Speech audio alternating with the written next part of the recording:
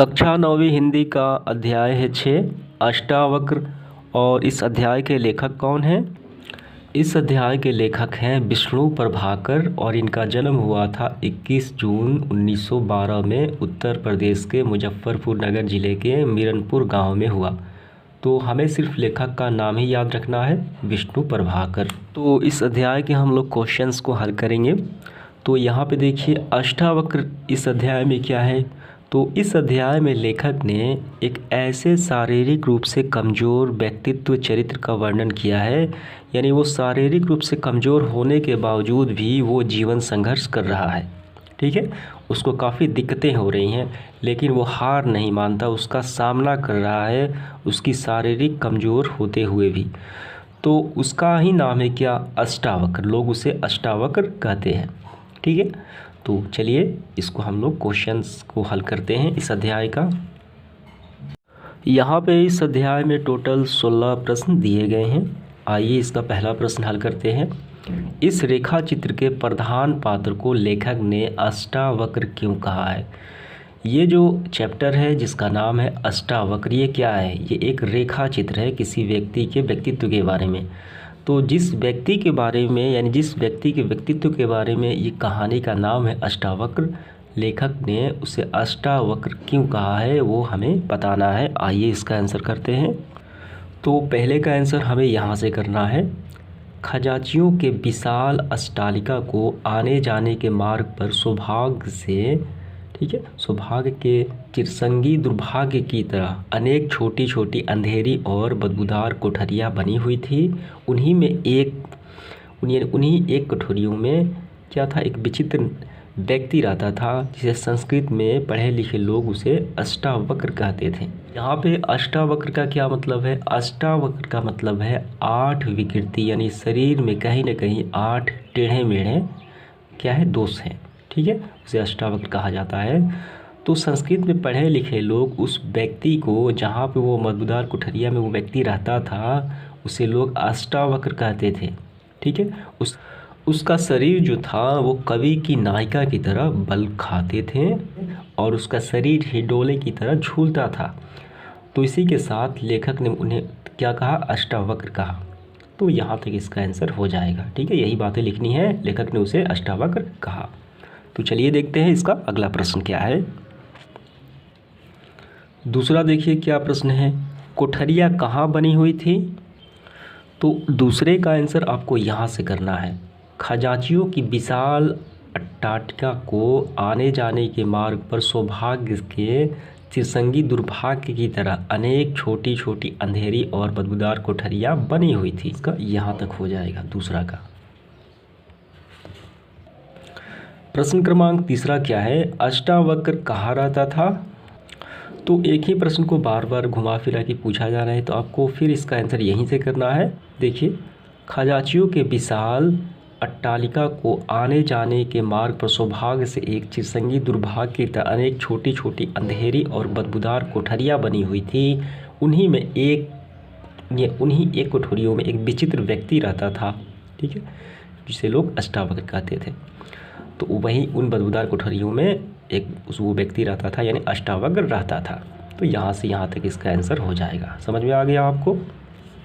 आइए इसके बाद देखते हैं अगला प्रश्न क्या है, चौथा। अष्टावक्र के पिता कब चल बसे, यानी कब वो मर गए, वो बताना है।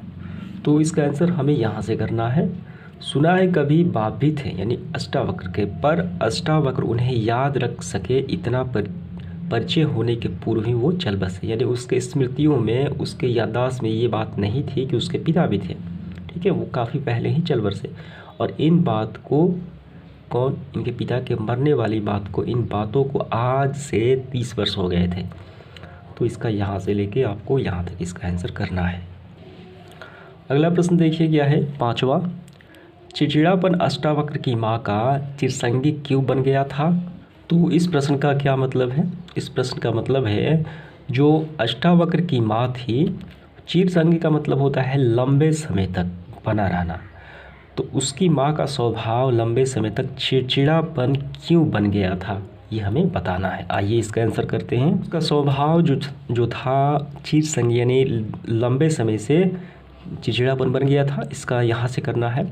यद्यपि असमय से आ जाने वाले बुढ़ापे के कारण उसकी माँ का शरीर प्रायः शिथिल हो चुका था। वह कुछ लंगड़ा कर भी चलती थी और निरंतर अभावों से जूझते जूझते चिड़चिड़ापन भी उसका चीर संगी बन गया था।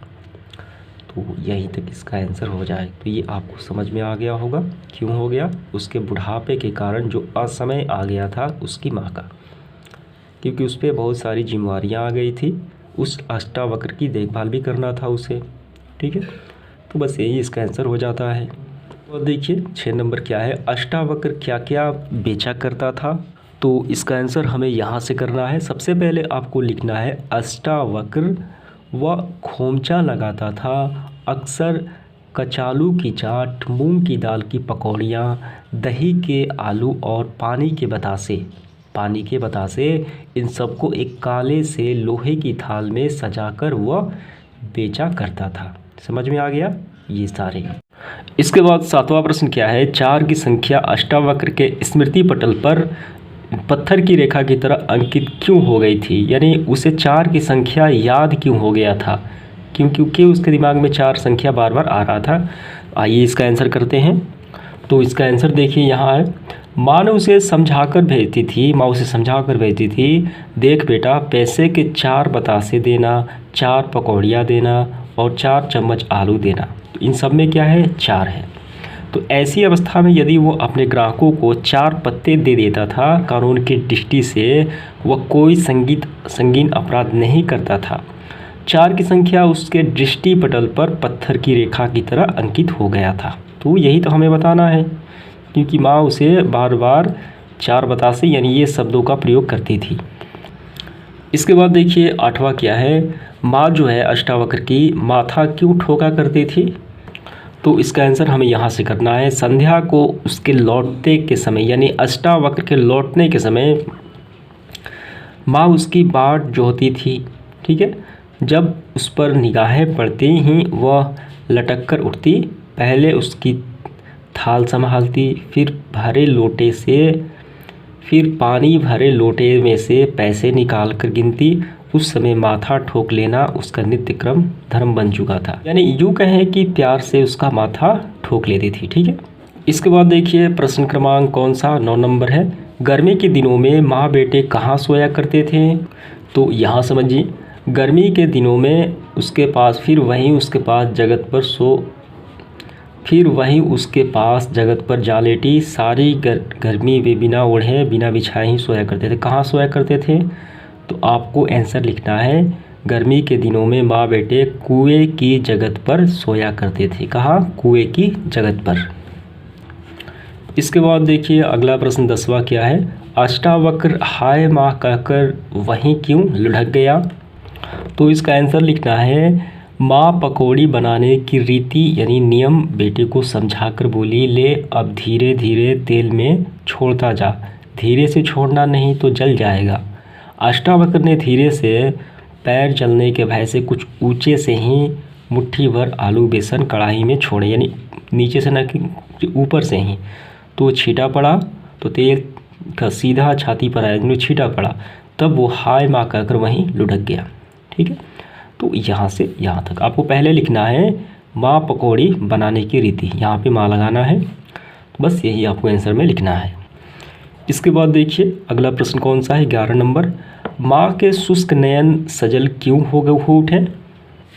तो इसका आंसर हमें यहाँ से करना है, एक दिन अष्टावक्र ने माँ से कहा, माँ चाट तू बेचा कर, मुझे लड़के मारते हैं। यह बात सुनकर माँ ने अपने बेटे को कुछ इस तरह देखा कि उसके जो नयन है शुष्क नयन सजल उठे। इसके बाद देखिए प्रश्न क्रमांक 12 क्या है, अष्टावक्र विमुट सा क्यों बैठा रहा। तो इसका आंसर हमें यहाँ से करना है, अष्टावक्र माँ के प्राण परुक उड़ी, यानी वो मर जाने के बाद जब विश्वास नहीं हुआ तो एक डॉक्टर ने बताया कि उसकी माँ मर गई, तो वो विमुट सा बैठा रहा। इसके बाद देखिए अगला प्रश्न क्या है, 13 नंबर, कुल्फ़ी वाले ने ईश्वर को धन्यवाद क्यों दिया। तो यहाँ पे समझिए, कुल्फ़ी वाले परम शांत था, यद्यपि उसके मन में करुणा का केंद्र हुआ, तो तभी भी उसने ईश्वर को धन्यवाद दिया, जिससे अष्टावक्र अपने पास बुलाकर उन दोनों की सुख की नींद सोने की अवसर मिले। तो इसका आंसर हमें क्या करना है, अष्टावक्र की माँ मर गई और वह जिस अव्यवस्थित यानी अष्टावक्र की बात हो रही है अवस्था में अस्पताल में करा रहा था तो वो भी मर गया, यानी दोनों मर गए। तो कुल्फ़ी वाले ने ईश्वर को धन्यवाद दिया कि आपने अष्टावक्र को अपने पास बुलाकर सुख की नींद सोने का क्या दिया, अवसर दिया। इसके बाद देखिए अगला प्रश्न कौन सा है, 14, 15 और 16। तो तीनों का मैं स्क्रीनशॉट लगा देता हूँ, ठीक है, बारी बारी से आपको वही आंसर कर लेना है। तो समाप्त होता है आज का सेशन। धन्यवाद।